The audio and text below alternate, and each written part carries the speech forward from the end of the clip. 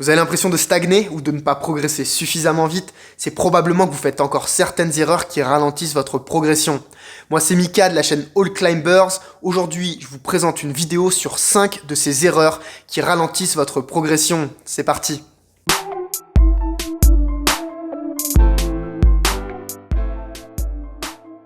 On démarre avec l'erreur numéro 1 et c'est celle qui retient le plus vos progrès si vous la faites encore. Celle de poser le plat du pied là où vous devriez toujours poser la pointe. Quand vous posez l'écart externe ou interne du chausson, vous vous retrouvez bloqué contre la paroi. Vous pouvez plus rien faire. Tandis qu'en posant la pointe, vous êtes toujours libre de réorienter vos hanches au besoin. Si vous faites encore cette erreur, focalisez-vous dessus dès la prochaine séance. Alors je sais, au départ on a l'impression de ne pas avoir suffisamment de force. C'est normal, ça va venir petit à petit en travaillant. Le meilleur moment pour ça, ça sera l'échauffement sur des voies faciles. Forcez-vous à poser consciemment la pointe jusqu'à ce que ça devienne un automatisme. Au fur et à mesure, vous ne ferez plus que ça et vous vous demanderez comment est-ce que vous avez bien pu poser le plat du pied jusque-là. L'erreur numéro 2, ça va être celle de serrer trop fort les prises. On ne s'en rend pas compte, mais on a tendance à serrer plus fort que nécessaire à chaque fois que l'on tient une de ces prises. Pourquoi ? Peut-être par peur de tomber ou parce que l'on est à 100%, mais le fait est que cette énergie en surplus qu'on utilise à chaque mouvement pourrait vraiment faire la différence entre réussir ou rater la voie. Alors c'est vrai en bloc et ça l'est encore plus en voie, s'économiser ça peut vraiment faire la différence.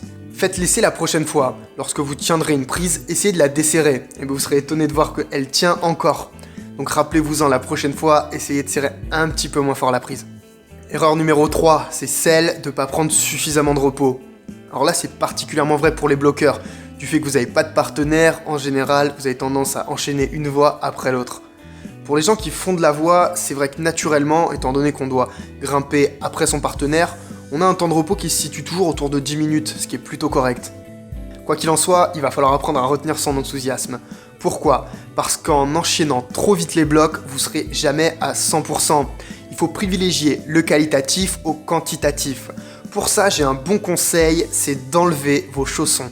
En enlevant vos chaussons, vous serez retenu si jamais vous aviez justement un excès d'enthousiasme, car le temps de les remettre, vous vous rendrez peut-être compte que vous êtes allé un petit peu trop vite, et du coup, lorsque vous y retournerez, vous serez à 200%. Erreur numéro 4, peut-être celle qui est la plus dure à corriger, et elle nous concerne tous.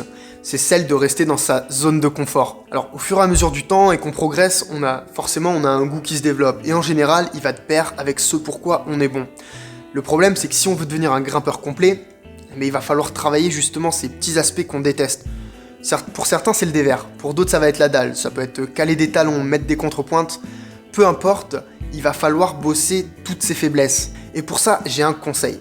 Pendant vos prochaines séances, choisissez un bloc qui va cibler vos faiblesses et consacrez-y 5 à 10 minutes. Multipliez ça par le nombre de séances que vous aurez faites, mais vous verrez que rapidement, vous aurez consacré pas mal de temps et forcément, vous serez devenu meilleur. Donc commencez par cibler vos faiblesses, établissez un plan et focalisez-vous dessus. Et on termine avec l'erreur numéro 5 qui est celle de ne pas prendre suffisamment de repos entre vos séances. Et oui, on a tendance à penser que plus c'est mieux, mais malheureusement pour des grimpeurs normaux, comme vous et moi, ça ne s'applique pas. À grimper trop souvent, vous allez être confronté à plusieurs problèmes. Le premier, ça va être celui de la récupération. À trop rapprocher vos séances, vos muscles et vos tendons ne récupéreront jamais suffisamment. Et pourtant, c'est pendant votre repos qu'ils vont surcompenser pour devenir plus forts. Et le deuxième problème, c'est qu'à grimper trop souvent, vous ne grimperez jamais à 100%. Privilégiez toujours la qualité à la quantité. C'est ce qui va vous faire progresser sur le long terme. Selon l'intensité de vos séances, prenez de 1 à 2 jours, sachant que 2 jours en général, c'est ce qui est optimal.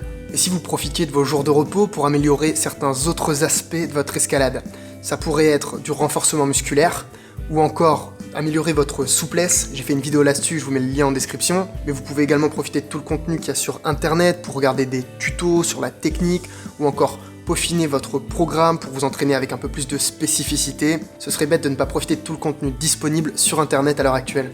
Et voilà, on arrive à la fin de la vidéo, j'espère qu'elle vous aura plu, ou en tout cas que vous aurez maintenant des idées claires sur ce qu'il va falloir bosser pendant vos prochaines séances. Si vous voulez aider la chaîne, pensez à vous abonner, je vais continuer à vous apporter du contenu régulier. Laissez également des commentaires si vous avez des idées ou des suggestions de sujets sur les prochaines vidéos, je vais les regarder, ça peut vraiment m'aider. En attendant, je vous dis à très vite, ciao les grimpeurs.